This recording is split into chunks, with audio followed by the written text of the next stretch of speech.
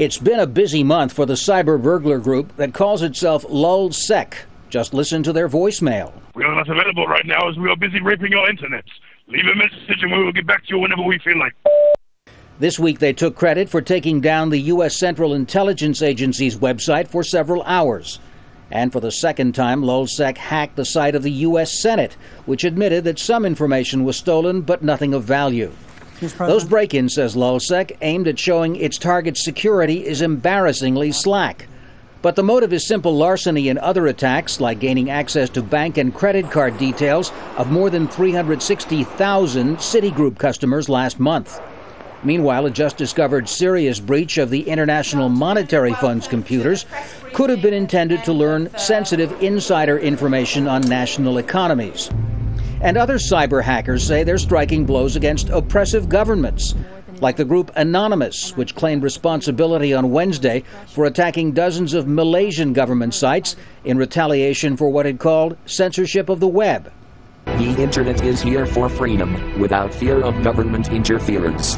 Do not think that no one else notices.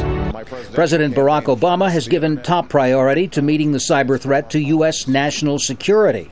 We will deter, prevent, detect, and defend against attacks and recover quickly from any disruptions or damage. This building will be attacked 3 million times today. U.S. military planners have followed up, laying out an aggressive strategy for international cooperation on cybersecurity. It defines attacks against government computer networks as potential acts of war. But officials admit the field of battle can be ill-defined. You have the inherent right of self-defense, but what can you do to stop somebody in a neutral country?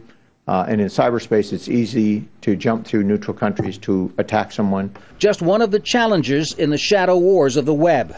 Tom Ackerman, Al Jazeera, Washington.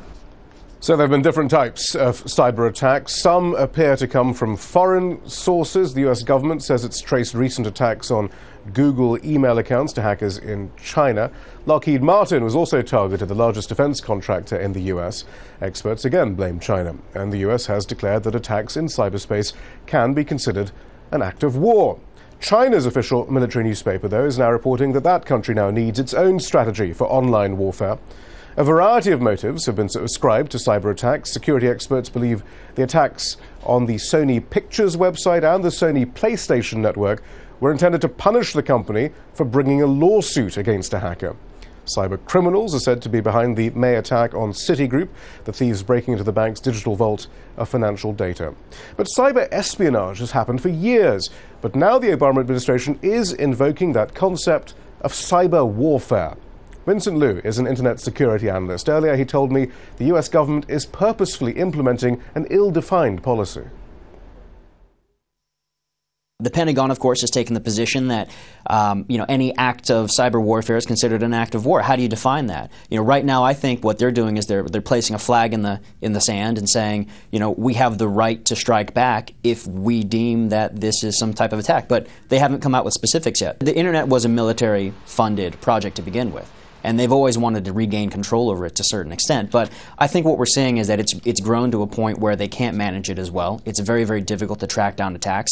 And the nature of these types of attacks, cyber warfare in general, make it so that it's not like you're deploying troops to the border of a country where you can very easily define who's attacking you and what they're after.